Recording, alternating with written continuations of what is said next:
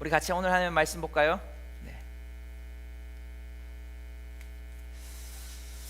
네. 하나님의 말씀은 마태복음 7장 7절에서부터 12절 말씀입니다. 구하라 그러면 너희에게 주실 것이다. 찾으라 그러면 너희가 찾을 것이다. 문을 두드리라 그러면 너희에게 문이 열릴 것이다. 구하는 사람마다 받을 것이며 찾는 사람이 찾을 것이며 두드리는 사람에게 문이 열릴 것이다. 너희 가운데 자녀가 빵을 달라고 하는데 돌을 줄 사람이 있겠느냐? 자녀가 생선을 달라고 하는데 뱀을 주겠느냐? 너희가 악할지라도 자녀에게 좋은 것을 줄 줄 아는데 하물며 하늘에 계신 너희 아버지께서 구하는 사람에게 좋은 것을 주시지 않겠느냐?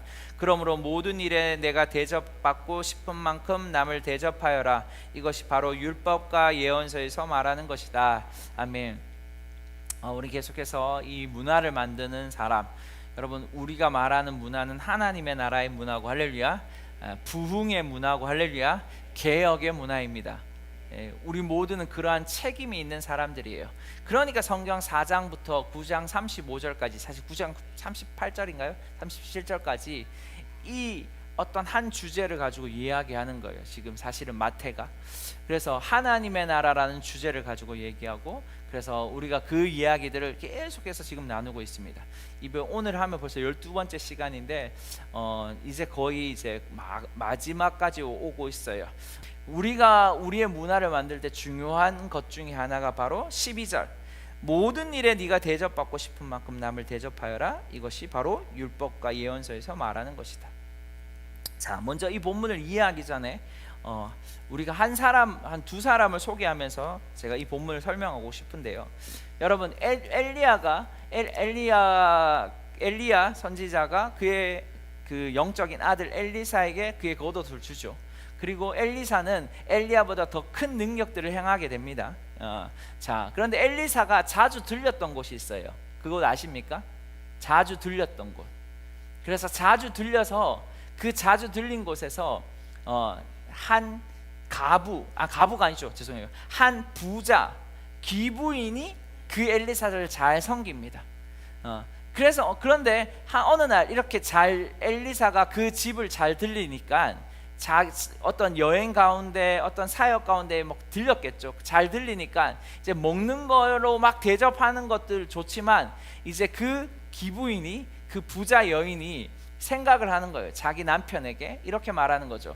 이 거룩한 사람이, 성경이 그렇게 말하고 있거든요.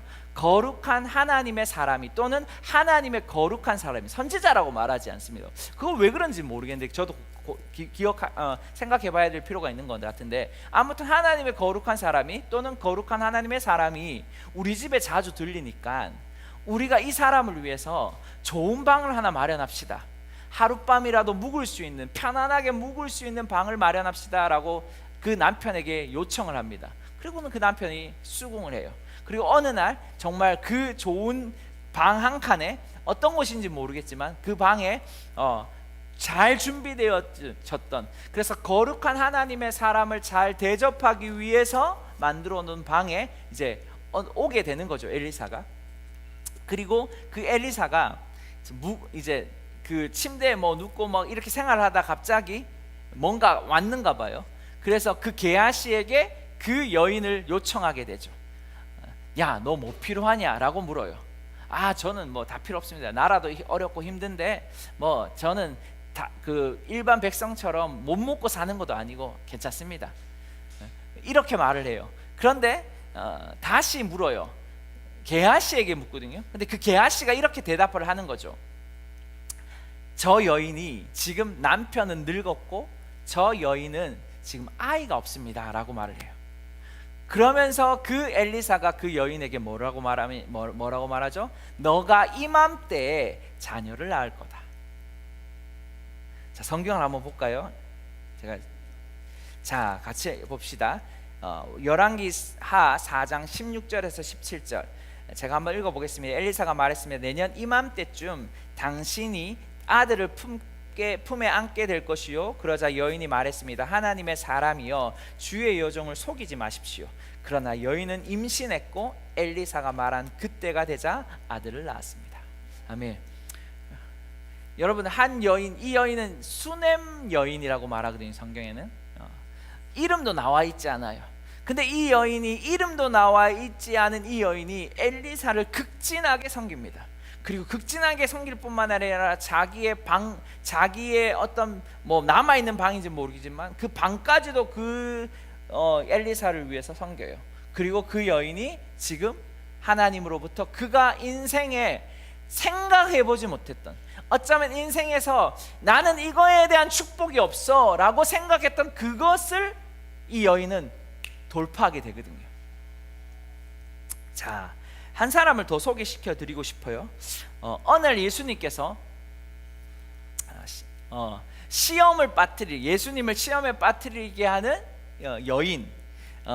여인의 시험을 빠뜨리게 하는 한 율법사가 예수님께 찾아오죠. 그리고 예수님께 묻는 거예요. 예수님, 어떻게 하면 영생을 받을 수 있습니까? 그럴 때 이제 예수님이 그냥 뭐 마태복음에서는 예수님이 먼저 말하지만 누가복음에서는 예수님이 먼저 말하지 않습니다. 그때 아무튼 한 율법사의 어떤 생각들, 율법사가 왜 그 얘기를 하는지를 알기 때문에 교묘하게 그 얘기를 피해 갑니다. 근데 그 율법사가 이렇게 말하는 거예요. 바로 계명, 바로 하나님을 사랑하고 이웃을 사랑하는 겁니다라는 것을 말하고, 그러면서 예수님이 그럼 너 그렇게 해 라고 이렇게 넘겨요. 그런데 그 율법사가 성경에 이렇게 말하고 있어요.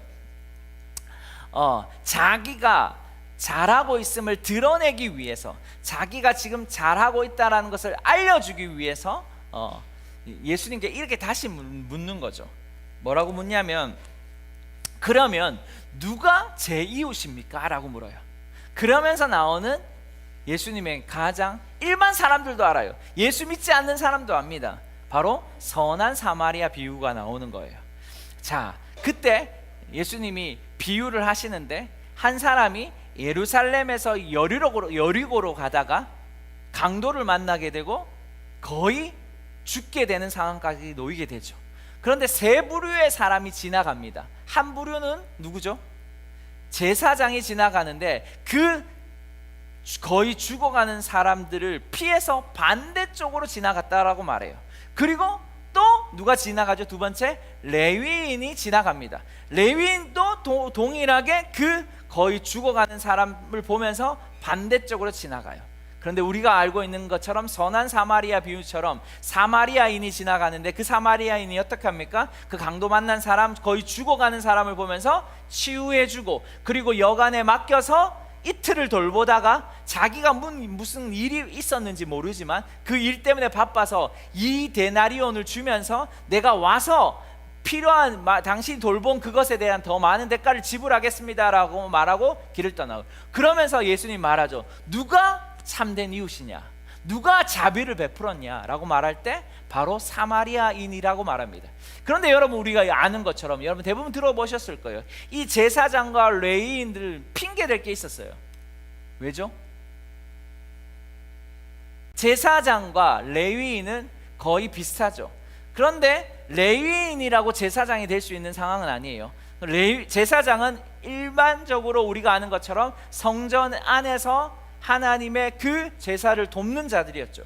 그렇기 때문에 그들에게 뭐가 있으면 안 돼요? 부정한 것이 있으면 안 된단 말이에요. 성경에 보면 죽은 시체를 만지지 말 것을 이야기한다고요. 성경을 볼까요? 잠시. 자, 제가 좀 찾아왔습니다. 자, 레위기 사실 5장의 말씀은 아니에요. 21장 1절의 말씀을 한번 볼게요. 여호와께서 모세에게 말씀하셨습니다. 아론의 아들들인 제사장들에게 다음과 같이 말하여라. 제사장은 그 누구도 자기 친척들 가운데 죽은 사람을 만짐으로 인해 부정해지지 말아야 한다. 여기 이런 말 있죠. 죽은 시체를 만지는 것은 부정한 거거든요.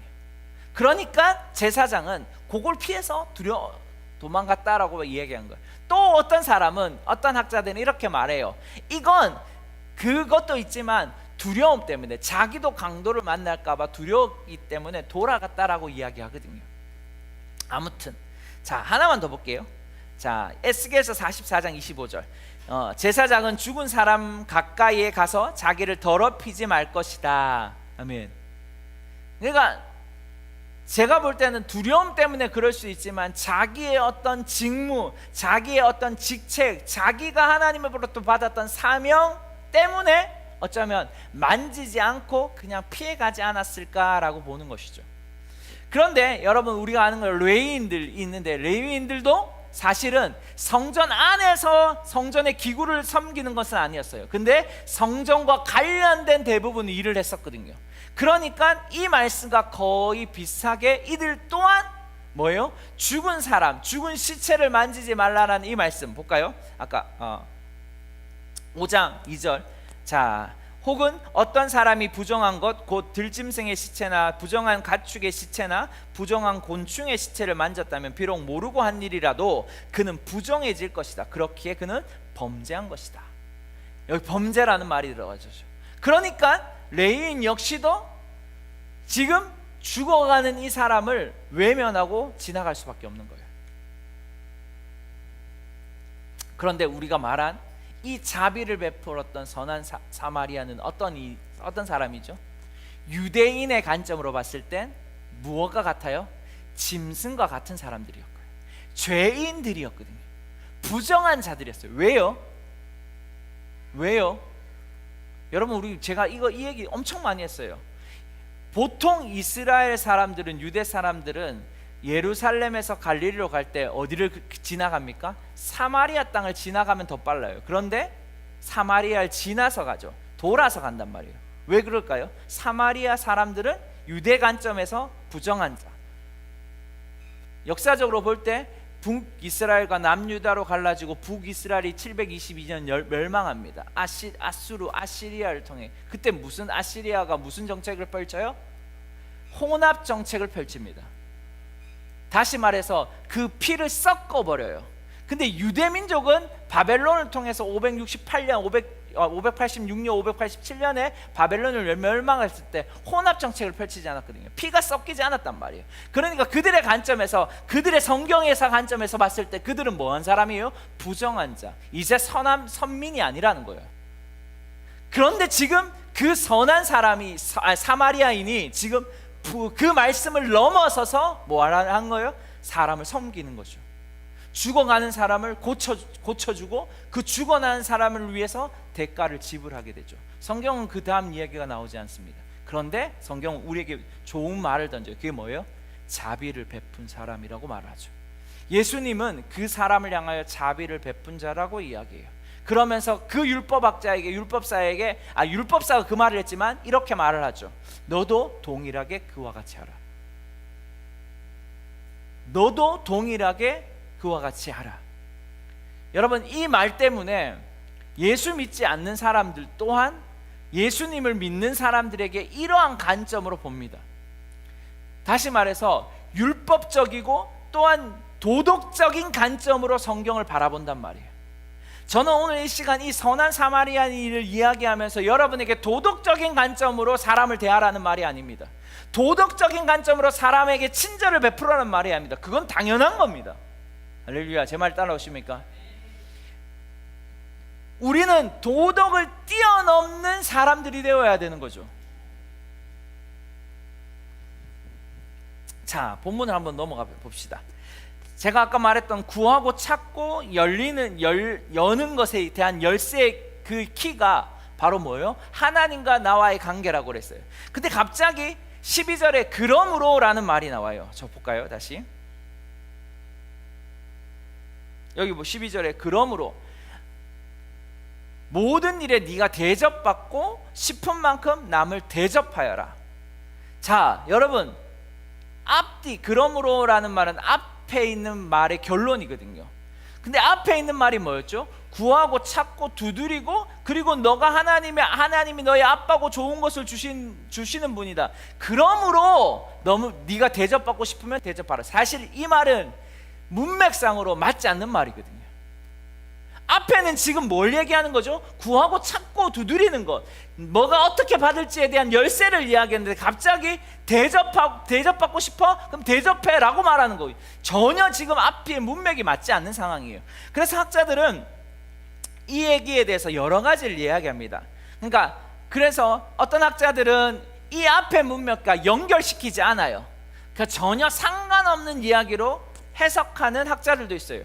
또 어떤 학자들은 이건 이 앞에 있는 5장 7장 7절에부터의 메시지가 아니라 그 앞에 5장 17절에서부터 지금 이 7장 12절 11절의 말씀의 부분을 그러므로라고 말하는 것이다 라고 말을 해요.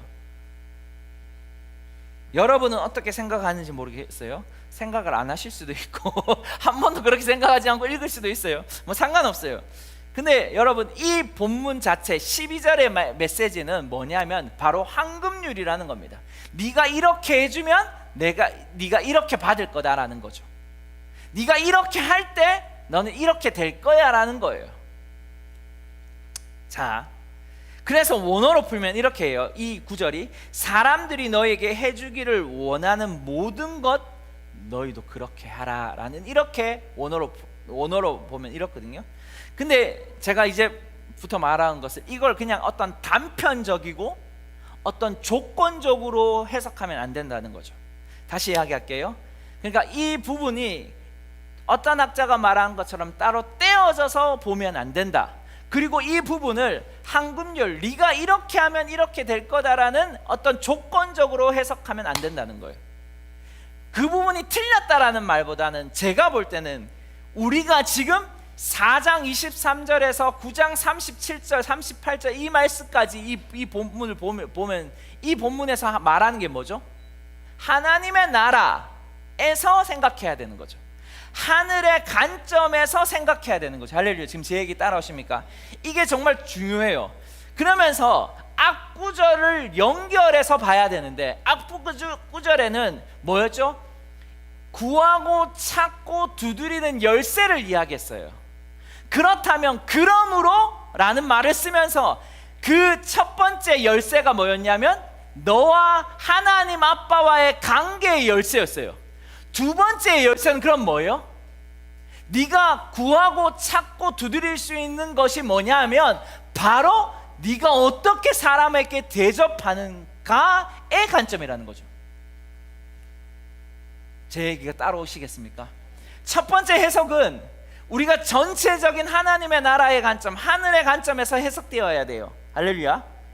두 번째 해석은 바로 이 지금 본문이 구하고 찾고 두드리라는 어떤 하나님의 키를 가르쳐 주는데, 첫 번째 키는 바로 하나님 아빠와 내가 아들과 딸로서의 관계에서 그 키가 풀어지는 건데, 두 번째 관점은 네가 어떻게 사람들을 대접하고 대우하고 어떻게 사람들을 섬기느냐에 따라서 너가 찾고 구하고 열릴 거라는 것이죠.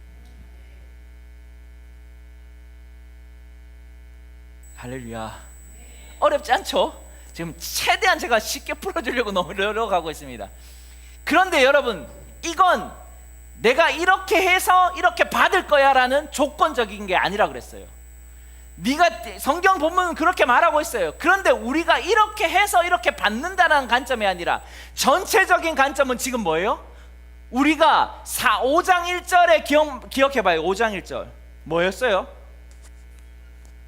예수님께서 산에 오르시어 앉으셨다라는 말씀을 기억해봐요. 우리는 지금 어디에 있는 자죠? 하늘에 앉은 자죠. 할렐루야. 지금 우리는 하늘에 앉아있고 우리는 그래서 계속해서 뭐예요? 영광에서 영광으로 들어가야 되는 자입니다. 할렐루야. 그렇다면 그런 관점에서 우리가 해야 될 것은 낮은 도덕의 수준이 아니라는 거죠. 낮은 도덕의 어떤 사탕 하나 주고 사람들에게 돈을 꺼주고 이런 관점이 아니라는 거예요. 우리는 이 영광의 자리에서 뭐 해야 되는 거예요? 사람들을 대접하고 대우하고 섬겨야 되는 것을 배워야 된다는 거죠. 그럴 때 너가 열 수 있고 너가 찾을 수 있고 너가 얻을 수 있다라는 거예요. 결론이 끝났습니다. 사실 바로 우리의 키는 하늘의 영광의 관점에서 하늘에 앉은 자로서 사람들을 대우하는 법을 배워야 되는 거죠. 사람들을 대접하는 법을 배워야 돼요. 그래서 제가 서두에 누구를 얘기했는가요? 수넴 마을 사람, 수넴 기부인, 우리말 성경에는 기부인이라고 말하거든요. 그리고 수넴 부자 여인을 이야기합니다. 부자였어요. 모든 것을 가졌어요. 근데 그가 열 수 없는 키가 있었죠. 근데 무엇을 열었어요? 선지자라는 말을 안 써요. 재밌게도 하나님의 거룩한 사람, 거룩한 하나님의 사람을 대접하고 섬김으로 인해서 열 수 없었던 태의 문을 열어버리잖아요. 그가 가지고 있었던 그 하늘의 가치들이 지금 새로운 문을 여는 거예요.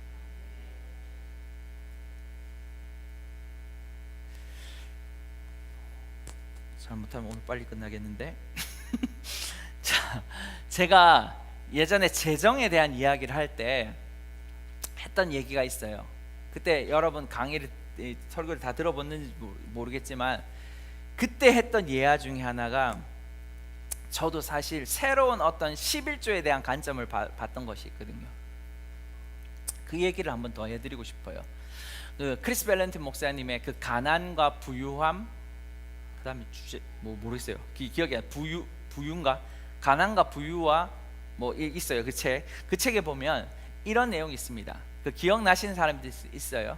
몇 년 전에 그 크리스 밸런틴 목사님이 재밌는 이야기를 듣게 되는데 그게 뭐냐면 맨발의 한 늙은 노인 이야기였어요. 기억나세요? 기억 안 나죠? 그래서 또 써먹는 거예요 제가. 기억이 안 나니까. 그 맨발의 늙은 노인 농사꾼이거든요. 그 농사꾼이 그 맨 땅을 맨발로 걷는 거예요. 걷는 상황. 근데 그 노인의 모습, 그 농부의 모습은 초췌하고 빈곤하고 비바람에 흐트러진 어떤 그런 모습. 그 모습 속에 뭘 들고 가냐면 작은 나무 그릇을 들고 가는 그림을 여러분 생각해 보십시오. 그리고 그 그릇, 그 어떤 작은 나무 그릇에 얼굴을 대면서 맨손으로 이렇게 모래를 이렇게 치우고 또 모래를 이렇게 쓸면서 뭘 지금 가리냐면 쌀을 이렇게 가리는, 쌀알을 가리는 그런 그림. 기억나세요 이제 슬슬? 전혀 기억 안 나요? 괜찮아요. 그러면서 그 모래와 쌀을 구별하면서 그 쌀을 이렇게 싹 퍼서 이렇게 먹는 그림. 기억 안 나죠? 네. 그런데 이렇게 먹는 이 그림 속에서 갑자기 뭐 쿵쿵쿵쿵 이렇게 소리가 들리는 거죠. 그러면서 저쪽에서 막 먼지 구름이 막 일어나면서 엄청난 말 달리는 소리와 마차 달리는 소리가 막 나더니 갑자기 그 먼지 구름이 어디로 오냐면 자기에게로 이렇게 오는 그림. 그러면서 먼지가 막 날리니까 그 먼지 때문에 그 늙은 농부가 숄 어떤 뭐 이런 것도 있겠죠. 그런 걸로 이렇게 그 먼지 보통 이렇게 가리잖아요. 이렇게 가려버리는 거죠. 그러면서 먼지 막 날리면서 이렇게 하면서 이런 상황에 그 말이 탁 멈추는 거예요. 그리고 마차가 멈추는 거죠. 근데 그 마차를 보니까 그 먼지 구름 사이에서 막 빛이 나는 거예요. 그리고 빛이 나면서 그 마차의 문이 딱 열리면서 어떤 한 왕 같은 사람이 머리에 금면류관을 쓰고 딱 내리는 거죠. 그러면서 그 늙은 농부에게 가까이 다가와서 이렇게 말하는 거예요. 당신이 가지고 있는 쌀을 저에게 주실 수 있겠어요? 당신이 가지고 있는 쌀 저에게 좀 주세요 라고 말하는 거죠. 근데 모든 그 같이 있었던 그 신하들, 그 말을 타고 왔던 신하들도 놀라는 거죠. 뭐 굳이 뭐 이 쌀 달라 할 필요, 쌀알을 달라고 할 필요가 있냐? 근데 그 왕이 그렇게 말하는 거예요. 그러니까 그 늙은 가난한 농부가 갑자기 일어나서 작은 사무실로 이렇게 걸어 들어가더래요. 그러면서 이렇게 고민을 하는 거죠. 그러면서 이렇게 자기 주머니에서 쌀알 3개를 이렇게 딱 이렇게 포장해서 이렇게 손에 쥐고는 이제 다시 왕 앞에 가는 거죠. 그리고 그 왕에게 자기 손에 있는 쌀알 3개 몇 개가 더 있었어요. 근데 그 쌀알 3개만 이렇게 탁 펴서 이렇게 주는 거예요. 그러면서 그 왕이 그 3개를 받고 고맙다고. 그러면서 마차에 가더니 금괴 3개를 탁 가지고 와서 그에게 주는 겁니다. 그리고 그 왕은 마차를 타고 떠나갑니다. 뭘 이렇게 먼지를 막 일으키면서. 그러면서 그 농부, 늙은 농부가 이렇게 말했어요. 뭐라고 말했어요? 다 줄 건데.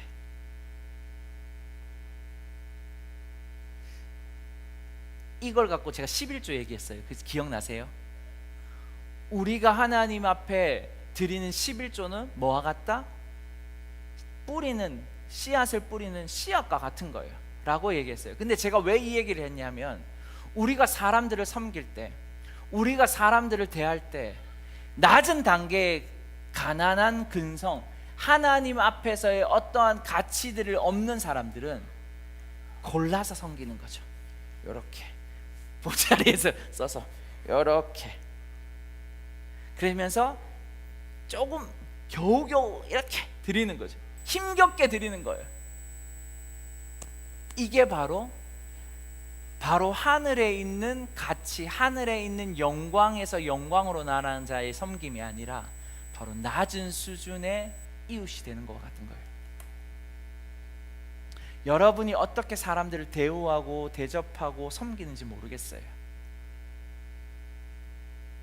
이 가난한 농부처럼 어떤 사람은 섬기고, 어떤 사람은 없지만 최고의 것을 섬기는 경우도 있습니다. 그게 누구예요? 예수님이었어요.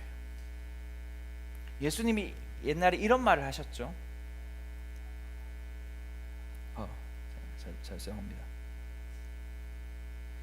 내가 진실로 진실로 너희에게 말한다. 무엇이든 너희가 여기 있는 내 형제 중 가장 보잘것없는 사람에게 한 것이 곧 내게 한 것이다. 가장 보잘것없는, 여러분 우리의 관점을 자꾸, 여러분 세상 사람들이나 종교적인 사람들은 낮은 도덕적인 수준을 이야기해요. 아니에요. 지금 하나님은 그 관점을 이야기하는 것이 아니에요. 우리가 어떻게 사람들에게 대해야 되는지 영광의 관점으로 지금 얘기하는 거예요. 보잘것없는. 그래서 한동안 여러분 유튜브를 한번 쳐보십시오. 어떤 그 젊은 목사님이 교회 바닥에 저기 앞에 앉아 있는 노숙자 그 이렇게 그림을 하고 이렇게 영상을 찍은 그림이 있습니다. 그러면서 교회 성도들이 이렇게 막 올라가요. 쳐다보고 올라가고, 그리고 물어요. 뭐 필요한 거 있으세요? 왜 여기 계세요? 막 묻는 분도 있지만 그냥 막 대부분 다 올라갔어요. 그러면서 그 노숙자 앞에 길바닥에 누워있던 그 노숙자, 비 오는 날이었거든요 그때. 그 노숙자가 갑자기 저 뒤에서 이렇게 올라오는 거죠. 여러분 그 그림이 정말 좋은 예언적 그림일 수 있지만 저는 그 이상을 이야기하는 겁니다. 지금 사실 우리가 어떻게 섬기느냐는 우리가 어떻게 하나님으로부터 새로운 문을 열 수 있는 가장 놀라운 열쇠가 됩니다. 성경이 이렇게 말하죠. 네가 선지자를 대접할 때 선지자의 상을 받는 거라고. 이 관점을 여러분 이해하셔야 돼요. 자, 우리가 마지막으로 예수님이 가장 완벽한 섬김의 모습을 보이셨는데 그게 뭐였냐면, 사실은 이 그림 기억나세요? 마지막 만찬 때 예수님이 그 수건을 들고 무릎을 꿇고 제자들의 발을 일일이 다 씻겨주는 그림. 왜 이 그림이 위대합니까? 바로 왕의 마음으로 제가 좋아하는 글 종처럼 섬기는 거예요. 이게 바로 하나님의 나라에 있는 하늘에 앉은 자, 영광스러운 자의 모습인 거죠.